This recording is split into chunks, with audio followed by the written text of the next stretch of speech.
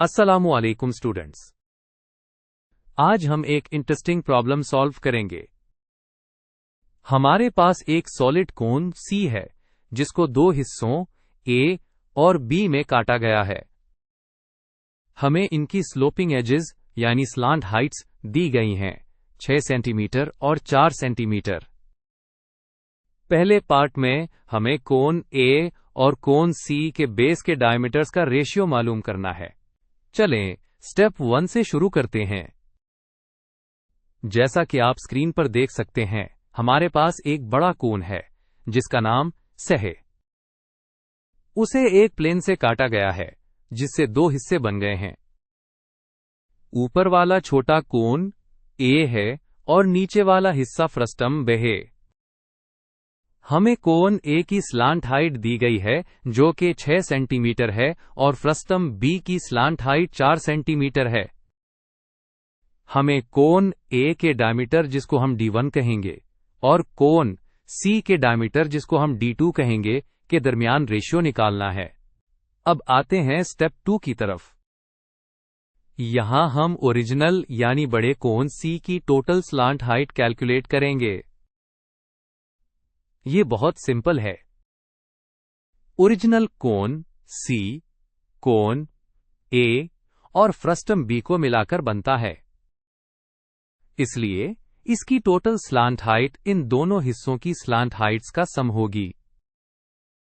कोन A की slant height L1 है 6 centimetre, तो कोन C की स्लांट हाइट L2 होगी 6 सेंटीमीटर प्लस 4 सेंटीमीटर यानी टोटल 10 सेंटीमीटर। स्टेप 3 बहुत इंपॉर्टेंट है। यहां हम सिमिलर कोन्स का कंसेप्ट इस्तेमाल करेंगे। जब भी एक कोन को उसके बेस के पैरेलल प्लेन से काटा जाता है तो जो ऊपर छोटा कोन बनता है, हमारे केस में कोन A, वो हमेशा ओरिजिनल बड़े कोन C के सिमिलर होता है। सिमिलर होने का मतलब है कि उनकी शेप एक जैसी होती है लेकिन साइज डिफरेंट हो सकता है। और सिमिलर फिगर्स की एक खास प्रॉपर्टी यह है कि उनके करस्पॉन्डिंग लेंथ्स जैसे कि डायमीटर्स, रेडी या स्लांट हाइट्स का रेशियो हमेशा बराबर होता है। इस सिमिलैरिटी के कॉन्सेप्ट को यूज करते हुए हम स्टेप 4 में एक प्रपोर्शन यानी तनासुब सेटअप करेंगे। जैसा कि हमने अभी डिस्कस किया, करस्पॉन्डिंग लेंथ्स का रेशियो बराबर होता है। इसका मतलब है कि diameter of cone A divided by diameter of cone C बराबर होगा slant height of cone A divided by slant height of cone C के। अगर हम इसे वेरिएबल्स में लिखें तो इक्वेशन बनेगी D1 over D2 is equal to L1 over L2। चलें अब स्टेप 5 में जो वैल्यूज हमें मालूम हैं उन्हें इस इक्वेशन में डालते हैं। हमने स्टेप 2 में कैलकुलेट किया था कि कोन A की स्लांट हाइट L1 6 सेंटीमीटर है और कोन C की स्लांट हाइट L2 10 सेंटीमीटर है।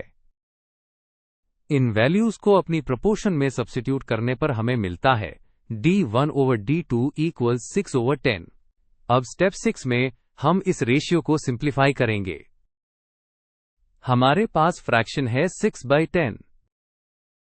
इसे सिंप्लीफाई करने के लिए हम न्यूमरेटर और डिनोमिनेटर का सबसे बड़ा कॉमन फैक्टर यानी ग्रेटेस्ट कॉमन डिवाइजर GCD ढूंढते हैं जो कि 2 है। आप देख सकते हैं 6 होता है 2 टाइम्स 3 और 10 होता है 2 टाइम्स 5। जब हम ऊपर और नीचे से कॉमन फैक्टर 2 को कैंसिल करते हैं तो हमारे पास 3/5 बच जाता है।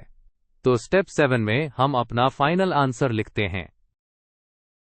सिंप्लीफिकेशन के बाद डायमीटर्स का ratio D1 over D2 3 over 5 के बराबर है। इसे हम रेशियो की शक्ल में ऐसे भी लिख सकते हैं D1 is to D2 as 3 is to 5। लीजिए, हमने प्रॉब्लम सॉल्व कर ली है।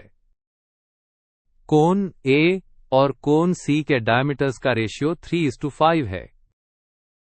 इसका मतलब यह है कि अगर बड़े कोन का डायमीटर 5 यूनिट्स है तो छोटे कोन का डायमीटर 3 यूनिट्स होगा।